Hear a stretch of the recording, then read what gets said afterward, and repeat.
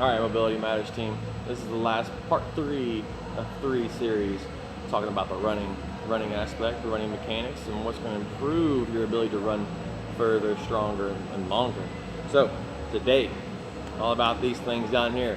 The feet. Yes, you have 2 of them. I don't know if you knew that, because I see so many runners ignore their feet so often, and yet they are the one reason why they can run. Not necessarily the one reason, but they're pretty damn important. So we're going to talk about doing some maintenance, taking care of our feet, and making sure that they're still performing at their optimal peak performance. So the first thing we're going to do is just get into what's called a big toe stretch. It's very simple. It's a great way that you can get into your foot and kind of determine where the tension or the stiffness is in the feet. I like to go for generally about 1 minute, just kind of hit the different corners. And then we did a video before about this earlier in the series talking about the big toe stretch. Now you want to keep the ball of your foot down to the ground. So we're going to stretch, keep this portion of our foot on the floor as we reach forward with our foot, trying to push the knee towards the ground. So for me, I got to go a little bit further to feel the tension. So I'm kind of feeling a little bit of stiffness, more so around my heel versus the top part of my foot, the forward part of my foot, and the ball of my foot. So I'm going to keep that in mind whenever I get ready to do my next mobilization, which of course is my favorite. You already know, putting pressure on those stiff tissues, those stiff muscles. So give you a better angle here. I'm pushing that knee down towards the floor, and right around here is where I really start to feel the middle of my foot, or the area right in front of my heel bone, start to get really stiff. So after about a minute of kind of hitting these angles, remember, give you a forward angle here, what I'm doing. I'm not just going straight ahead. I'm going to the right, but notice my toes are still to the floor. I go to the left, notice my toes are still on the floor. Just to see, again, I'm only feeling it right around my heel cord.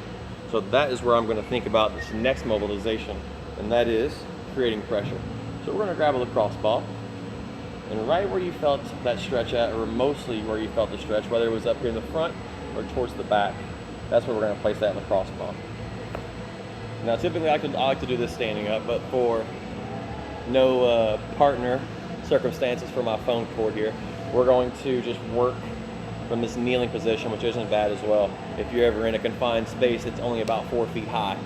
So working side to side with my foot, I'm applying pressure all the way over to this outside edge, and then I take the pressure off, and then I reset my ball. I'm not going heavy pressure both sides. You can work from one side to the other. However, if you try to go hard both ways, you're not necessarily going to get all of the tissues under the foot. So if I want to go hard the other way, I'm going to start from here, and then I'm going to apply that pressure all the way over to the outside portion of my foot. I'll give you a little forward view of what's going on here. Got the ball right here in front of that heel cord, putting as much pressure as I can forwardly. And let's go from the middle to the outside. So we start right here to the edge, putting as much pressure as I can on that foot.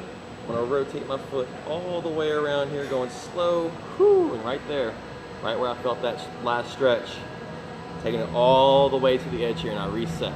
Now the same thing can be said from going outside to inside. I start right here, apply as much pressure as I can withstand, while simultaneously rolling that ball across the bottom of my foot. You can also do this at your desk, at work, sitting down, just throw a lacrosse ball on the floor, pop your shoes off, no one's gonna see what's going on.